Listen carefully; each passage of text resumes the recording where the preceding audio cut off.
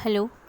आज हम पढ़ेंगे सामान्य हिंदी का जो पेपर है उसमें से संज्ञा टॉपिक है। संज्ञा का अर्थ होता है ज्ञान, है ना। और संज्ञा का शाब्दिक अर्थ है सम प्लस ज्ञा, अर्थात सम्यक ज्ञान कराने वाला। अतः किसी भी वस्तु, व्यक्ति, स्थान, वर्ग, भाव, स्थिति आदि का परिचय कराने वाले शब्द को संज्ञा कहते हैं। संज्ञा का पर्याय है नाम।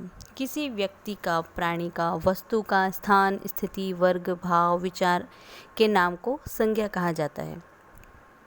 जैसे श्याम व्यक्ति है, उसके पिता, तो उनका संबंध का नाम हो गया। जयपुर में निवास करते हैं, जयपुर क्या है, शहर का नाम हो गया।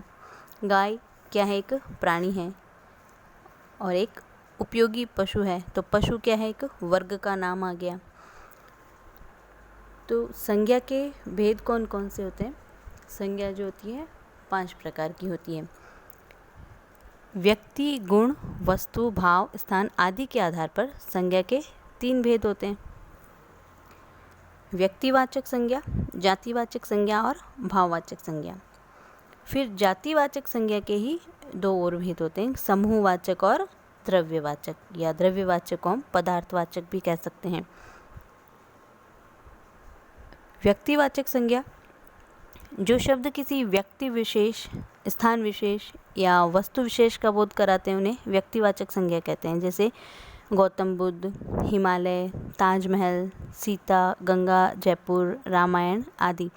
व्यक्तिवाचक संज्ञा की विशेषता यह है कि ये दुनिया में एक ही होती है और हम पहले से जानने के आधार पर ही पहचान सकते हैं। जैसे गंगा है, ताजमहल है, रामायण है, इनको यदि हमने पहले से देखा है, समझा है, तभी हम पहचान सकते हैं कि ये नदी तो गंगा है, ये जो भवन है वह ताजमहल है, ये पुस्तक रामायण है।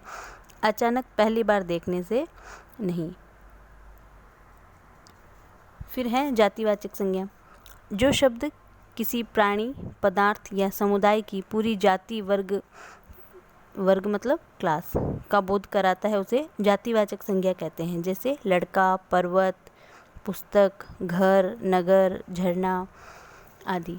जातिवाचक संज्ञा तो एक वर्ग है और दुनिया में उसकी इकाइयाँ अनेक होती हैं। लड़का जातिवाचक संज्ञा है और दुनिया में लड़का वर्ग के अनेक लड़के विद्यमान हैं। जातिवाचक संज्ञा का आधार है वस्तु आदि का समान गुण और पहले से उन वर्ग गुणों का ज्ञान होने पर वैसे ही गुण अन्य किसी में पहचान करके नई वस्तु, प्राणी को भी हम तुरंत पहचान लेते हैं।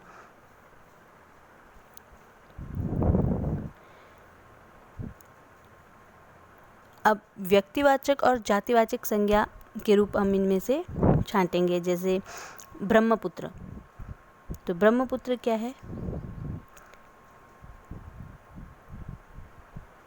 ब्रह्मपुत्र हिमालय, पत्थर, संगमरमर, ग्रेनाइट, फूल, कमल, अनाज, गेहूँ, कल्याण सोना जो गेहूँ का एक नाम है, गाय, जर्सी गाय, फल, आम, लंगड़ा आम। तो इसमें एक केवल ब्रह्मपुत्र और हिमालय ये क्या है? व्यक्तिवाचक संज्ञाएं हैं और बाकी सभी क्या है? जातिवाचक संज्ञा। व्यक्तिवाचक संज्ञा केवल एक ही होती है और जातिवाचक अनेक होती है। जातिवाचक को उसके गुणों को देखकर पहचान सकते हैं। जैसे पत्थर, तो पत्थर, संगमरमर भी एक पत्थर का प्रकार है, ग्रेनाइट, तो इनको उनके गुणों के आधार पर देख करके हम पहचान सकते हैं।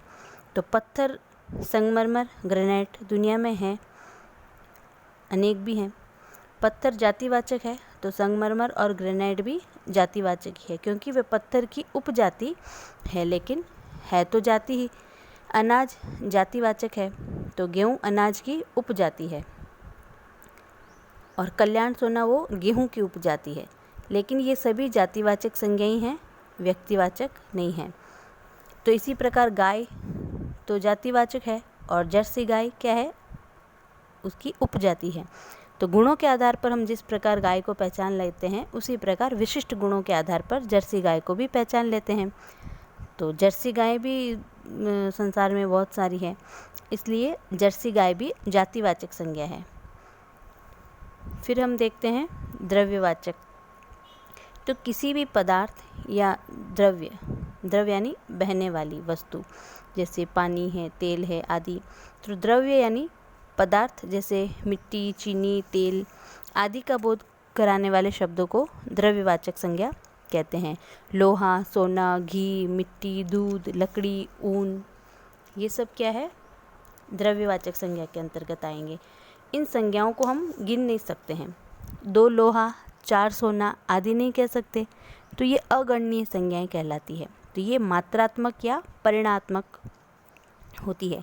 इनमें से कुछ के बहुवचन बनते हैं, जैसे मिट्टी, मिट्टियाँ, लकड़ी, लकड़ियाँ आदि। फिर एक है इसका भाग समूहवाचक। तो ये जो समूहवाचक संज्ञाएं हैं अनेक गणनीय संज्ञाओं के समूह से बनती है। ये एक वचन और बहुवचन दोनों रूपों में प्रयुक्त हो सकती है। ये शब्द किसी व्यक्ति के वाचक न होकर के समूह या समुदाय के वाचक होते हैं, जैसे सेना, कक्षा, मंडली, जुलूस, परिवार, पुस्तकालय आदि। तो व्यक्तिवाचक संज्ञा का जातिवाचक संज्ञा के रूप में प्रयोग कैसे होता है कि जब कोई व्यक्तिवाचक संज्ञा व्यक्ति विशेष का बोध न करा करके उसी व्यक्ति जैसे गुणों का या दोषों से युक्त अनेक व्यक्तियों के वर्ग का बोध कराते हैं, तब वह व्यक्तिवाचक संज्ञा न रह करके जातिवाचक संज्ञा बन जाती है। जैसे इन रावणों से बचो। तो रावण बहुत सारे नहीं है, रावण के जैसे गुण रखने वाले व्यक्तियों से बचो।